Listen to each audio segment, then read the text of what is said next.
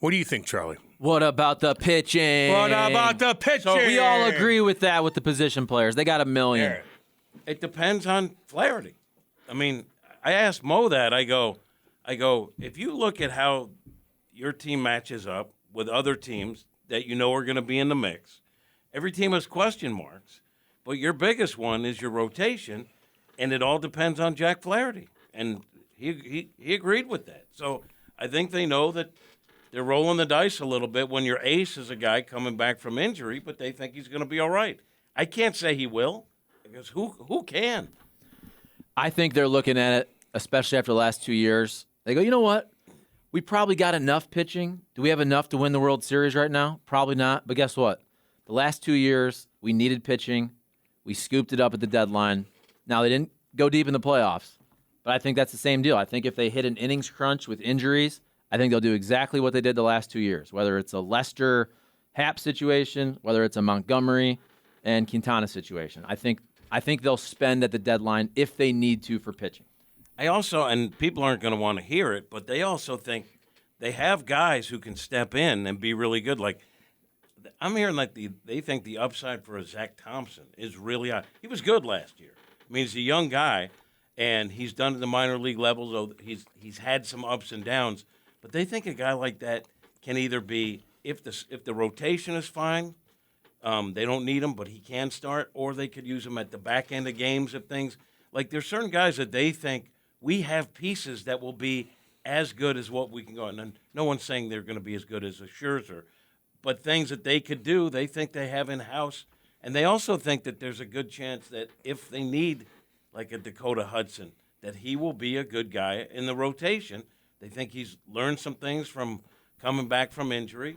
And I know fans don't want to hear that because you want a Scherzer. You know, they don't want to hear about guys they've seen being able to step up, but that's how they look at it. Nate, how many games are they going to win this year? The Cardinals? Well, if you I still got them right there at 90-plus wins.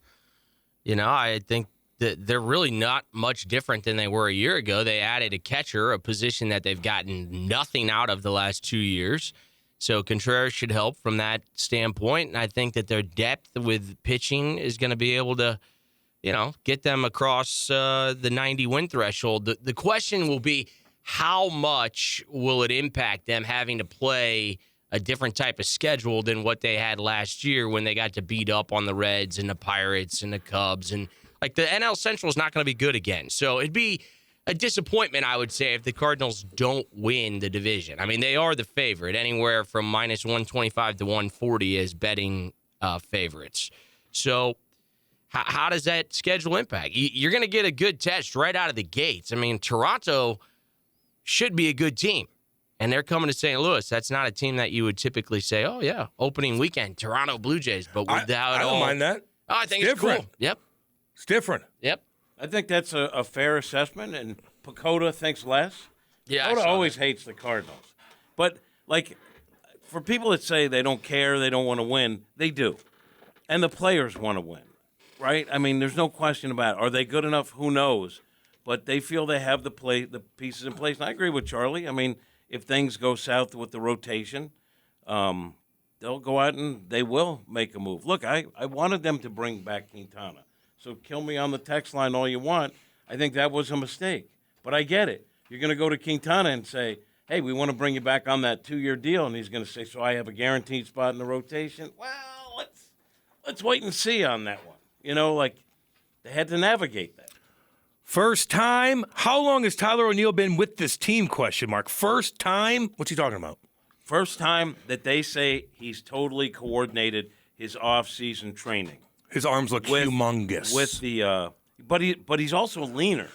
So the way he explained pulsating. He's changed everything the way he prepares, where it's a more gradual thing and less heavy weights.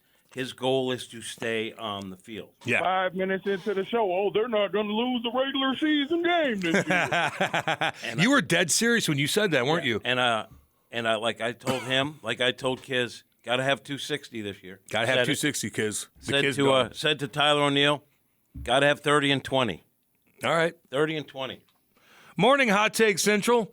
Baseball is around the corner here in a few weeks. Can't wait to see what Walker does. Did you guys see Tyler O'Neill's guns? Dude looks like Arnold Schwarzenegger with a bat in his hand. Would you want to slim down to stay flexible? Question marks. Yeah, I mean, he looked gigantic. No, he's still ripped, but it's not as bulky as he's been. He's leaner. Cat's fading voice is maddening. Please fix the mic problem. It's extremely annoying. I love the show.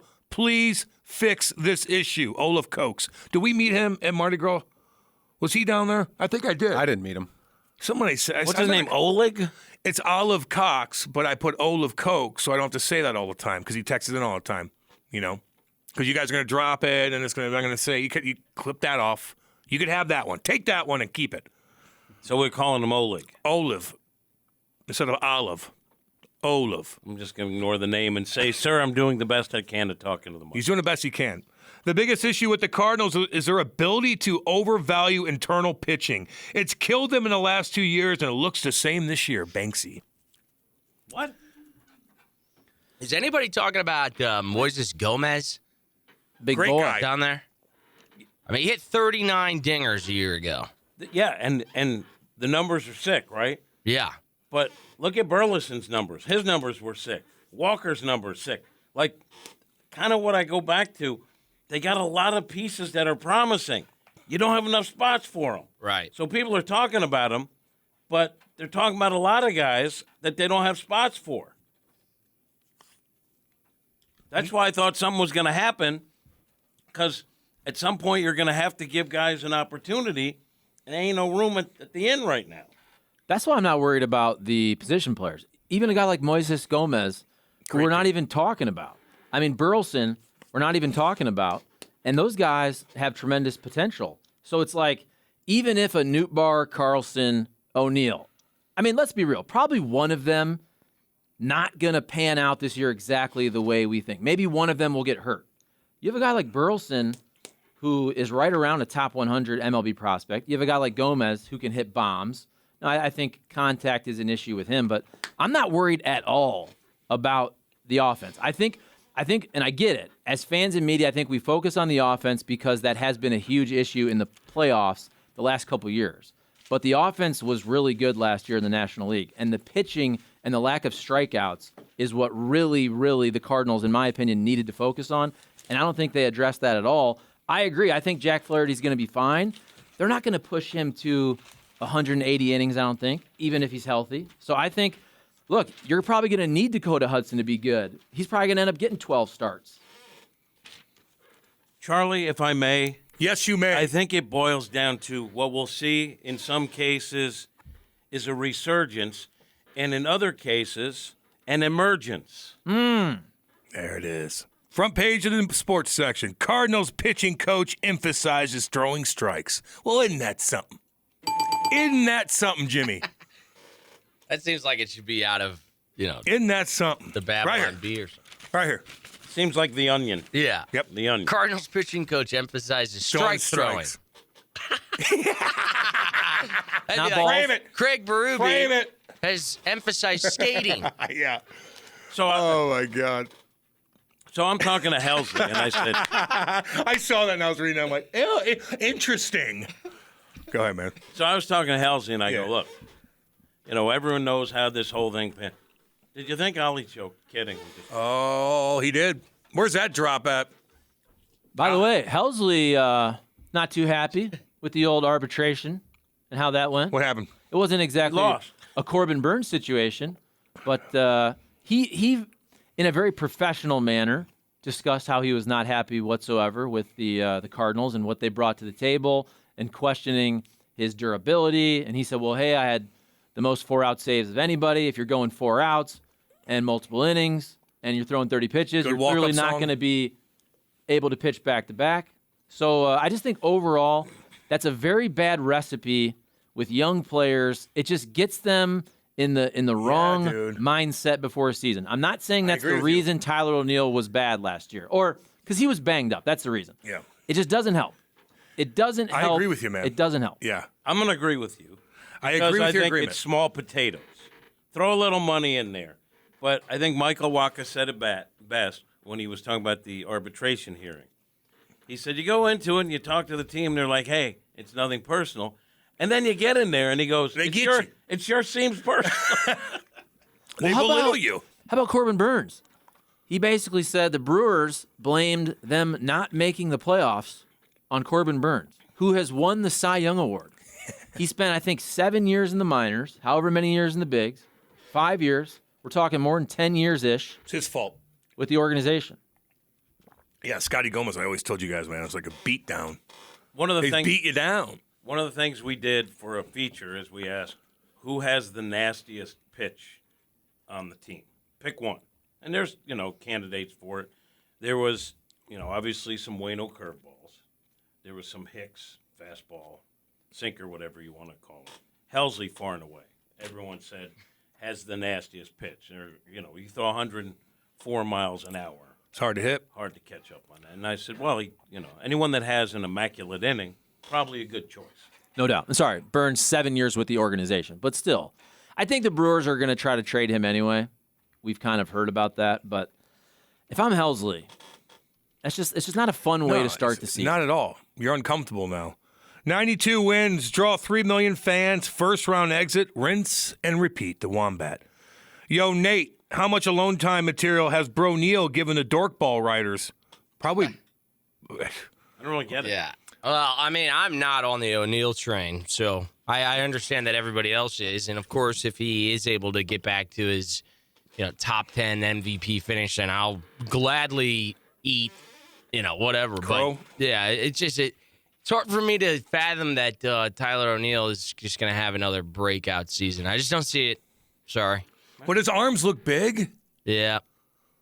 That doesn't mean anything. To me, though, if you're going to knock O'Neal, there's two things. Obviously, staying on the field. Yeah. The other I would be Gold Glove. Kind of that Gold Glove he has. Probably part of it belongs to Bader. Bader might be another guy you don't like. Because even O'Neal said, I have a little slice of the field that I have to cover, so it makes it really easy for me to do that. And I understand that a lot of young pitchers, a lot of young hitters, I should say, got to learn to lay off the outside break and stuff. I get that too. His bat speed is ridiculous. And I don't think that goes away.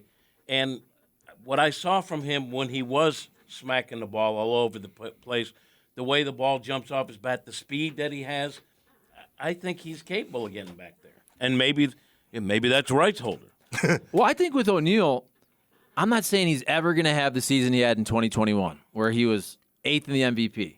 But even if you look at last year, he was league average, which I'm not saying that's great, but it's not bad. So to him, he needs to be on the field. If he's on the field for 140 games, he might have a league average season, which isn't that bad. That means probably 23 home runs. He doesn't have to be your MVP guy. He just needs to play. Yeah. He was league average with stop, start, start, which is hard to do. So that tells you that there's probably more in there, but he's got to be on the field for us to see it, so that remains to be seen.